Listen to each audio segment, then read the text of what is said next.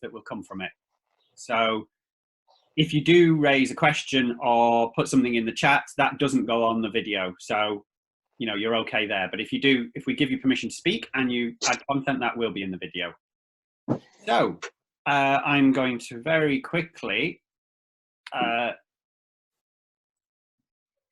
cover the agenda and then pass over to people to do introductions. So I'm Ant Parsons. I'm from an organisation called ALP Synergy Limited. We work with OxLEP on a range of different programmes and projects. So a lot of that's around business intelligence. Hence, we're quite heavily involved in understanding how businesses are being affected by current COVID-19 challenges. We're going to do some top tips from our panel. We're then going to cover some question and answers. We've had some that we've pulled together beforehand, but we welcome questions from the participants as well, either through the Q&A function or through the chat function. And then we'll do a poll to gain some insight from our attendees. And then after that, we'll cover any final questions. And just some very simple housekeeping. As I say, we are recording this. Apologies for my photo there below, but we are recording this. As it's a webinar, you're all muted, but if you want to raise your hand, and hopefully you can see that functionality, then I can turn on your microphone for you. But even if you don't do that, we do want you to engage through the chat and through the Q&A. You can also hopefully see all of the panelists. We've all put our shirt on today and taken our tracksuits off. If you want to change that picture, if you see the picture of me, there's a little bar and then there's a fatter bar and there's 2 bars above it. You can use that functionality on the pictures to change the view you've got so that we're not obscuring your slides. And then finally, if you are going to use the chat function, you'll see in the 2 box, you can choose to either send your chat to all panelists or all panelists and attendees. Let's be inclusive today. Try and select the all panelists and attendees, and then we can all see what's being asked and answered. So at that point, I am going to hand over to colleagues on the call. I'll introduce you so that you can introduce yourself. So Helen, would you like to introduce yourself? Yeah, sure. Good morning. Thanks, Anne. My name's Helen Brind. I'm the Growth Hub Manager and I work within Oxfordshire LEP, and I support all things business support related across Oxfordshire on behalf of the LEP. Fantastic. Thank you, Paul. Good morning, everyone. My name is Paul Holmes. I'm Managing Director of PCH Business Support, which is a business consultancy, and I've been running the one-to-ones for the previous Elevate programme and for the current COVID-19 response on behalf of OxLEP. Fantastic. Leon. Good morning, everybody. Thank you, Ant. My name's Leon. I am a corporate partner at Freeths Solicitors based in Cowley, Oxford. Brilliant. Andrea? Hi, good morning. I'm Andrea Collins. I run a company called the Export Department, and we've been running the Business Resilience Programme for OxLEP. Brilliant. And last but not least, Howard. Thanks, Anne. So my name's Howard Feather. I'm the local business growth enabler from NatWest, looking after businesses across Oxfordshire and the Chilterns. Fantastic. Thank you very much. So we've pulled together a panel to hopefully cover a broad range of questions. If questions come up that we really can't answer, we'll be capturing them and we'll do everything we can to come back to everyone with those answers. So before we go into the sort of top tips section, Helen, I think you were just going to tell us a little bit more about what OxLEP Business does. Yeah, absolutely. I guess the first thing to say is that what we're predominantly about is about supporting local businesses. We have a number of existing programmes which some of you have may have engaged with previously, and that's around providing one-to-one support, workshops and grant programmes to local SMEs. That's our existing programme, and we've been doing that now for about 4 years. We will continue to develop that offer, but I suppose more importantly in the last few weeks what we've been doing is responding to the COVID-19 challenges for local businesses. And in order to do that, what we've actually put in place, so Paul introduced himself earlier, he's providing one-to-one support on behalf of OxLEP across the county.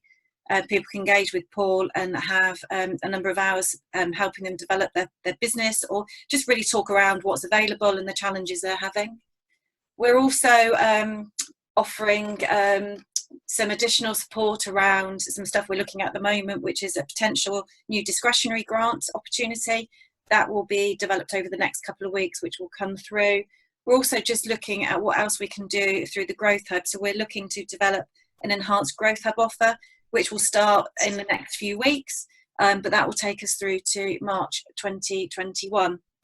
We've also introduced something which is new for us, which is around a regional redeployment service, and we've been working with an advisor on that. That's through our skills team, looking to how we can make sure we can redeploy resources across the county, maybe where people have been furloughed or maybe just not working at the moment. So there's lots going on, and all that information can be found on our OxLEP Business website. Fantastic. Thank you very much. So that's the sort of the scripted background for everything. We wanted then to give our panel the opportunity to share some top tips. Clearly, we're many weeks into this challenge now. There's lots been going on.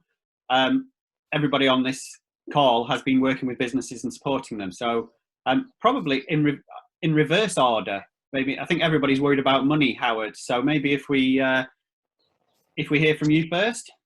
Yeah, of course. So it is the hot topic, and I'm only too aware. I'm sure there'll be a couple of questions later on. But I think some of the top tips that myself and my colleagues across the high street would say to anyone who's after some money at the moment is be realistic. Ask for what you need, not for what you're potentially entitled to. And what I mean is that if you don't need the full grant or the full CBILS loan or the full bounce back loan, don't apply for it. Apply for what you need. Be realistic. Use this time to, I think the phrase some people are using is recover. I much prefer the relaunch your business. Things will never be the same, but actually use the ability of the bounce back loan or the business interruption loans to help you relaunch your business going forward into 2020. Okay, thank you. I like the reframe there, the relaunch. Yeah. Andrea.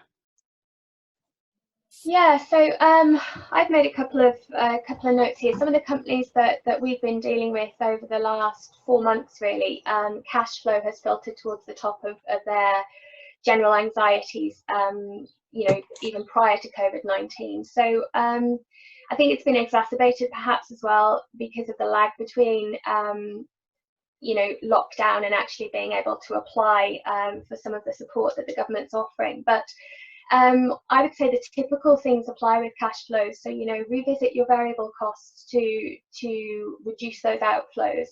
Talk to lenders, inquire about payment holidays, payment plans. What we saw with Brexit was people stockpiling and tying up a lot of cash into their inventory. Try to resist the urge to do that. Because the pain that companies have gone through when Brexit actually didn't happen on that day, it's tied up their cash, and then they've had inventory which has been out of date, and they've had to start rotating and so on. It's a real headache. Try to delay your payables. Talk to your suppliers. Look to extend credit. Look to extend payment terms. Talk to customers about incentives for actually them settling their invoices earlier. So expedite receivables. Don't forget the VAT deferral schemes. You've got the potential to defer the VAT that's due in this period right the way through until the end of the first quarter next year. If there's any importers on the call, HMRC have just extended their import duty and import VAT deferral scheme. So that's been extended, which is an extension of what they offered last month, essentially. So just practical steps to actually improve your cash flow throughout this time until you're able to access those, those valuable funds from the government. I've got some other ones that I can go straight on to, or perhaps you might want to go to a call and flip back to me, whatever works, Ant. Okay, well, yeah, let's have a variety. Paul, what would you add to this set of tips? Obviously, I clearly don't want to step on either Andrea or Howard's toes in terms of sort of the practical advice, but it's a big part of obviously what the one-to-one sessions we've been looking at. There are a lot of businesses out there that I'm sure are feeling the pain, haven't quite ticked the boxes for all of the government supports available. So that this is a difficult situation for some people, and it's now time for those of you that can, is to work on the business. Really look at what it is that you offer. Look at the product, the service that you're offering, and work out, is there a sensible online version? Is it something that you can consider and use as part of building the business going forward? Are there things in the way that you operate that you could operate in a slightly different sector? Can you do it in a way that works with a higher level of profitability but less effort? So it's about really looking at the business and working on the business whilst you have the chance. Raising your profile. Working now, raising profile and making sure that your marketing is up to date, your website's up to date, all the practical things to make sure that when we come out of this and we come out screaming, because some of your competition won't still be there. The market will be there'll be opportunity for you to step into. And the more work that you do now, the more proactive that you are right now, the more likely that people will know about you, the more chance you have when this sort of starts to unlock, which is possibly only a few weeks away, will be a great opportunity for your business, as long as you've got to make sure the offer is right and you are ready to move. Time to build your network. Right now, you've got opportunity to engage with lots of partners, lots of associates, collaborate with people, see how you can expand your offer to work with other people. And it's a great time to build that audience right now. LinkedIn's a great place to do that from a business perspective. Facebook business pages are great as well. But use this time wisely right now. Some great points there, Paul. And I'm going to follow up on that and plug the OxLEP Business LinkedIn page. So, you know, anyone on this call who uses LinkedIn, I hope you do. Yeah, please go and like and follow the OxLEP Business LinkedIn page if you don't already. Over the last 3 months, OxLEP have been supporting workshops to help upskill people on the use of LinkedIn. And I really do believe that LinkedIn is a great tool that can help you within a sector or within a geography to grow your network and grow your profile. So I'd like to just keep pushing Oxfordshire. I've got this little thing in the back of my head that says it should be the most connected county at some point. I'll pause there. Leon, I know when we spoke, you told me that you've been busier than ever. Yes, and thanks for allowing me to go last in this. All these fantastic points that the other panelists have raised. So I guess in thinking about this, my number one was keeping people safe. And we'll come back to that in a minute when we talk about return to work. I agree wholeheartedly with Paul when we talk about adapting and possibly introducing new operational processes to make the business more resilient. And then I think if we take it as read that people are making the most of deferrals or grants or furloughing, then I think the next thing we all need to do is basically talk to our staff, talk to our customers, talk to our suppliers, and talk to our advisors. I think one of the few times where you should be able as businesses to take advantage of your professional relationships and ask your lawyers to do things for free. You know, it doesn't happen very often, but there's lots of good resource out there, and lawyers and accountants and other advisors are prepared to invest time in the businesses they work with.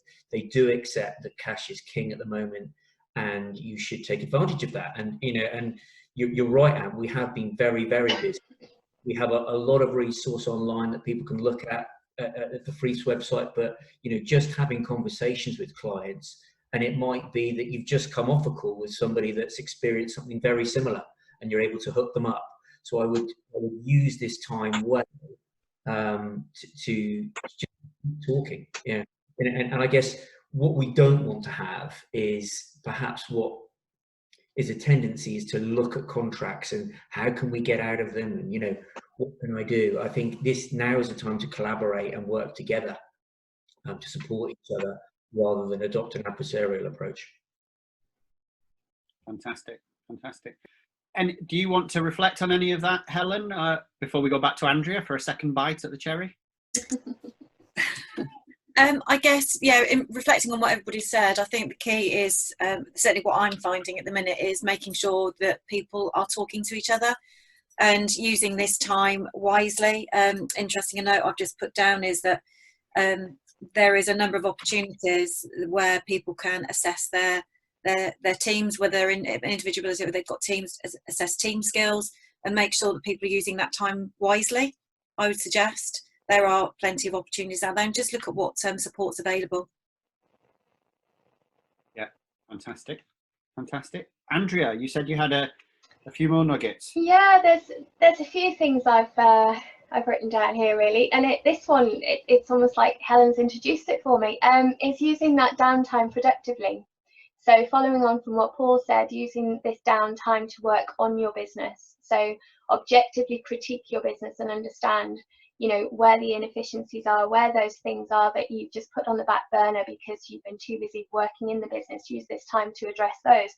But then also from a personal development perspective, this whole crisis has unleashed a raft of new online training produced by the Open Universities, and also the Ivy League universities as well have unleashed. Between them, they've got something like 1,000 free online courses which have never been free before, and they're covering a raft of different subjects, some of them really good practical business related subjects. I'm assuming after this we can forward links to attendees for some of this stuff, so quite happy to provide that. But there is a lot of free online content there that might just help to plug knowledge gaps that you've always had, that can help you from a personal perspective increase your skill set, or as Helen said, your staff skill set. So it all aids business resilience. It all helps when lockdown is lifted and we're able to attack that kind of uphill battle to get back to a new normal, technically. If I may, I guess most people appreciate that if staff are on furlough, then training excluded from working. So absolutely, I know quite a few businesses where they have had to furlough some members of staff, but they've actually really filled up their day in upskilling those people, so that when the business is able to relaunch, to use an earlier phrase, then we've actually gained from this process. Absolutely, yeah. So I'll forward those links, but there are easily about 1,000 online training courses, and some of them really, really useful for business owners right now. Fantastic. Would anybody else like to come back and add anything? Or I will, if not, I'll pose a question. So some of the questions that we had that we wanted to discuss, but please, everyone who's in attendance, please do ask your questions specifically. You can say, Leon, I want to ask you about this. So you can do that either through the Q&A or through the chat. So do that. But in the meantime, I guess it picks up on some of the things that I've heard already. But if businesses are thinking about changing their model, changing how they do stuff, Paul, Yes. What sort of support? What could that look like? The support that they could get to help them rethink some things. Well, right now, booking onto one of the one-to-one sessions is a great way to start with this. This is a huge amount of what I do in my everyday life anyway, and it's what we've been doing probably now for the last sort of 6-7 weeks in various different guises. We kicked off the one-to-ones for OxLEP last week, and we've already seen about sort of 16 businesses come through. Had some great examples of businesses that have dug deep. They've seen their entire summer order book disappear. We've actually looked at what they offer and found a way that actually they can still offer elements of that service to that same audience, but in a slightly different way. And actually in doing so, realize they can do it faster, probably cheaper and more efficiently than they could have done previously. And I mean, certainly in one case I worked with was a wedding design company who have managed to work out how their business over the next 6 months will generate more than for the last 2 years by working in a slightly different way. So it's a phenomenal success, but brought out of adversity. So booking onto one of these one-to-one sessions is a great way to start that. We can dig in, we can look at the business model, and we're quite finding that businesses that the business model wasn't quite right in the first place are the ones that are really struggling right now. So getting that sorted and getting that nailed is really important. And actually we can find then a way to grow it and plan for sort of that sort of next few weeks and the next 6 months, because getting it right now and the next 6 months should hopefully be a lot better for you. Yeah. Okay. Brilliant. Thank you. I think this one you might point to you, Leon. a little bit, because you said keep staff safe. We've seen through our business intelligence, we've seen some tourism-based businesses saying, we know that at some point soon we'll be allowed to reopen, and we've not only got a responsibility to keep our staff safe, but our visitors safe. That activity is going to be challenging. So they'll need to be thinking about that. So I guess there's two sides. There's one, any specific tips to those sorts of businesses that they might need to think about. And then at the other end, I'd point to Helen and say, well, if there's an increased cost around that, is there anything in the pipeline or anything that we might think about that could help with that? So Leon. Yeah, so on the keeping staff safe, I'll just touch briefly on the mental health aspects, which we're very conscious of at Freeths, particularly for those that may be on their own, just how they're isolating, or from my perspective, I'm seeing quite a few businesses that have got people on furlough, and we do need to check in with them. We can't just abandon those valued team members for weeks on end. But aside from that, I guess at Freeths as a business, we have 13 offices nationwide, and we are already planning as to how we would possibly introduce staff back to an office environment. Now, I think nobody expects, in Oxford, 100 odd people to go back to the business park on a Monday, but we are looking at, what would be a safe way to reopen. So I would suggest that most businesses should be doing that. But linked to that is what we can ask our staff to do. So, for example, if you looked at our London office, pretty much, 95% of staff members travel in on public transport. Now, that is looking to be very challenging going forward. And certainly we as an organisation definitely not be telling people they've got to come into the office, because that's not a reasonable request as an employer. So it's just thinking about, how your staff travel and, and what it is safe for them to do. And that's, that hasn't yet touched on how you would introduce visitors to your premises, which is clearly a big concern. What I would say, though, is we're all quite comfortable in this sort of environment now. So it is the time to kind of reflect on all those team meetings and what have you, and possibly to cut back on some of that and see where they can be done remotely. So I think it's a big question, and hopefully over the next 3 or 4 days we'll get a bit more visibility from the government as to what they envisage us doing. But that's not to say that organisations should slavishly follow the advice. We've got to look at our own particular environments and our own staff needs. Yeah, definitely. And I guess we've all experienced, or many of us will have experienced, going to supermarkets, and we'll have seen the measures that they've put in place, and we can expect similar for visitor type environments. But Helen, if there are businesses thinking, well, I need to change, is there funding available to help businesses change? Yeah, well, if you look at both of the programmes that we offer, so through ISFB, Innovation Support, and our Escalate programme, there are grant opportunities in there.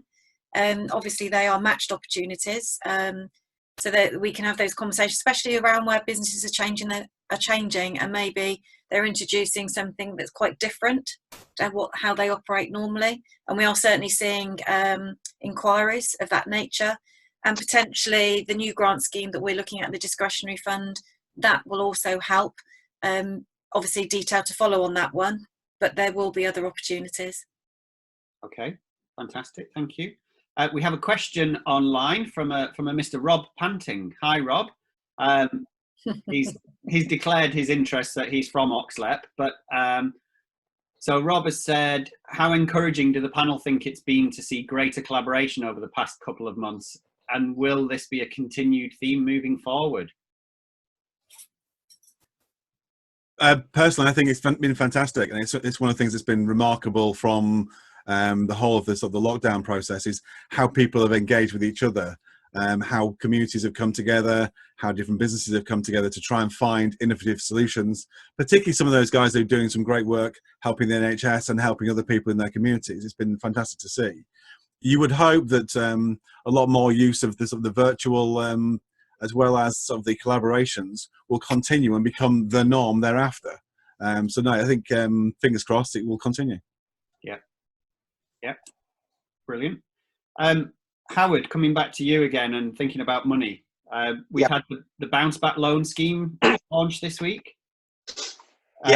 So some businesses may well have applied for the business interruption loan scheme, and the two things connect somehow.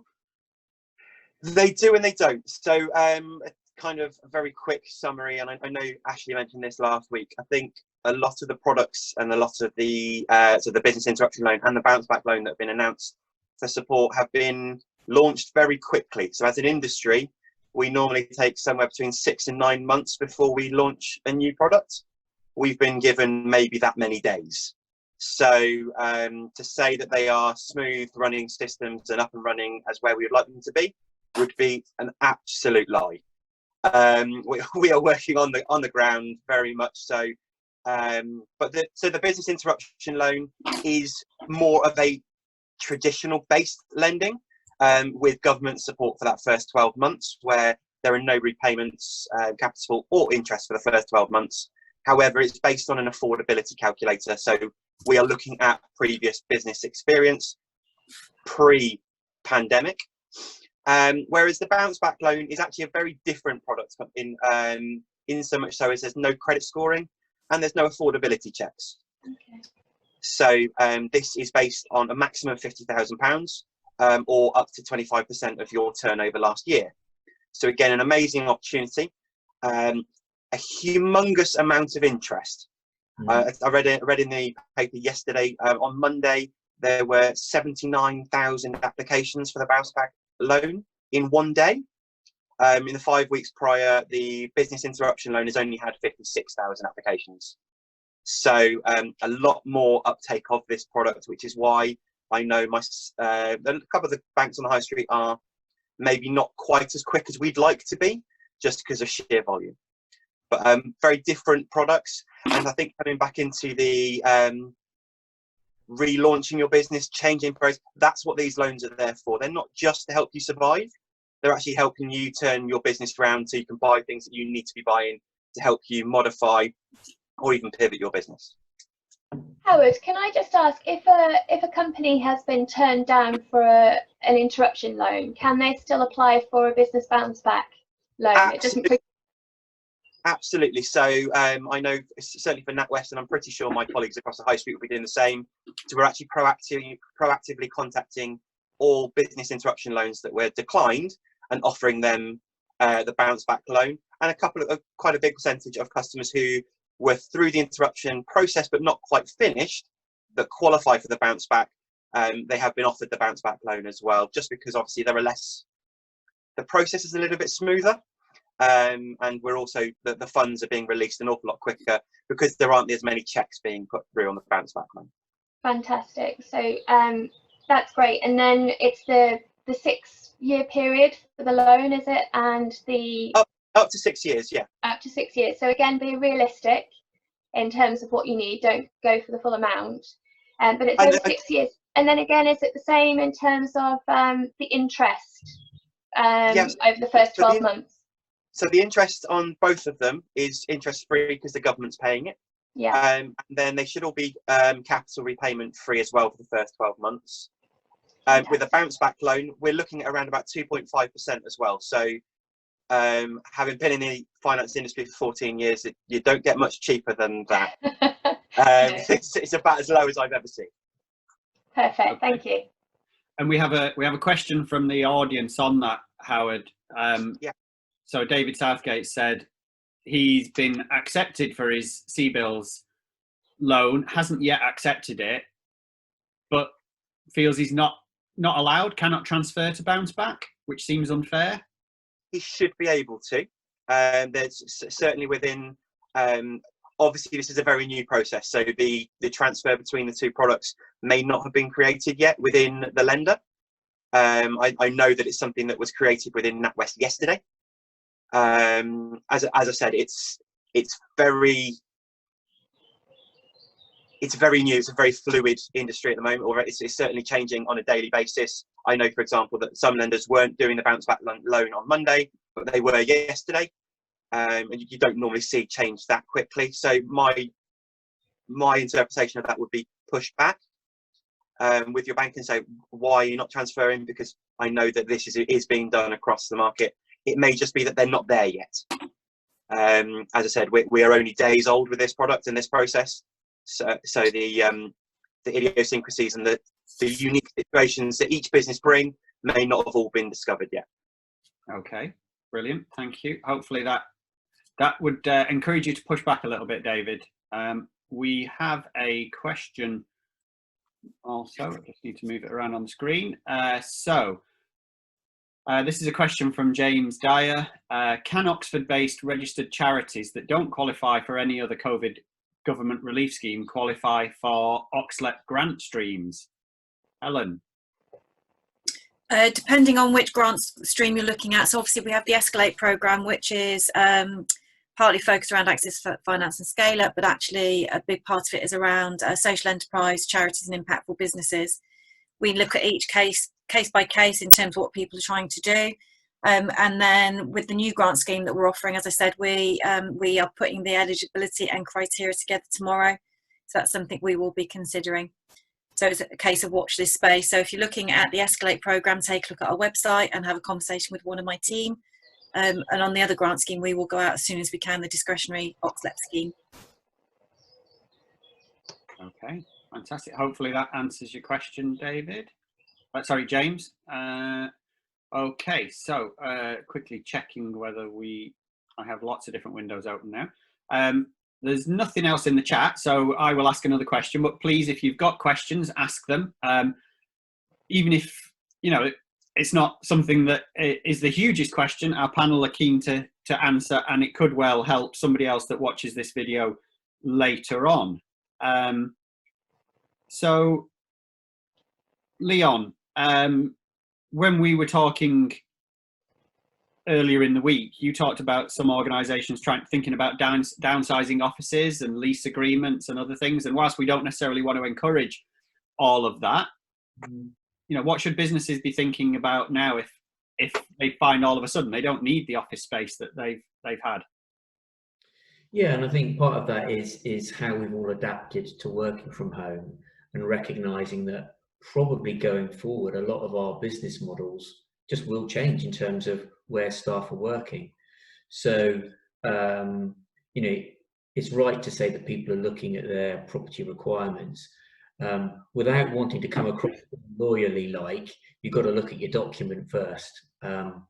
And so I would have a look at that. A lot of leases have break clauses, or an ability to give notice. Some don't. Once you've got a good understanding of the document, and I'd probably lean on your lawyers or other advisors to give you a view on that, it's all about a dialogue, isn't it? I'm aware that notwithstanding people wishing to exit premises, there have been lots of discussions with landlords over this period, whether it's changing from quarterly to monthly payments to aid cash flow, whether it's agreeing a deferral, all those sorts of things are taking place as they should do. And for a lot of people where they're not in their premises but still seeing, I guess, costs going out the door, that's particularly difficult. So I think most people's list. Somebody earlier was mentioning about kind of what are the costs of business. For a lot of people, after staff, that's their number 2 cost. So it's right to have a look at it. Certainly at Freeths, we're doing a lot of those sorts of reviews for clients.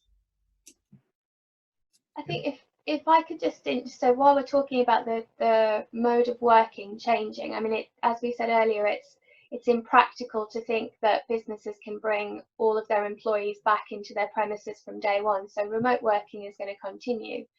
And I suppose that poses a number of issues. That the first one being something that OxLEP has been working tirelessly on with workshops and so on throughout the business resilience phase, which is the cyber security side of things. When you've got remote employees that are using their own routers, for example, they may be doing work on their own devices.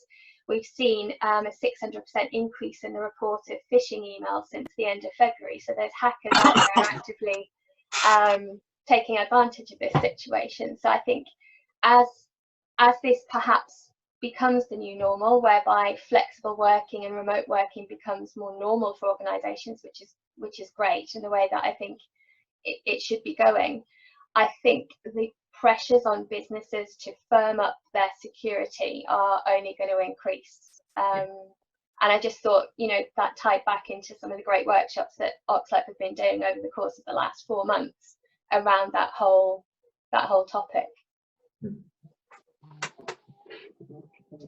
Yeah, fantastic. Thank you. I was just going to add to Leon's comments in terms of the dialogue. So I've had a number of clients and a number of cases have come through OxLEP in the last couple of weeks, where a dialogue with the landlord has actually come to a fantastic arrangement.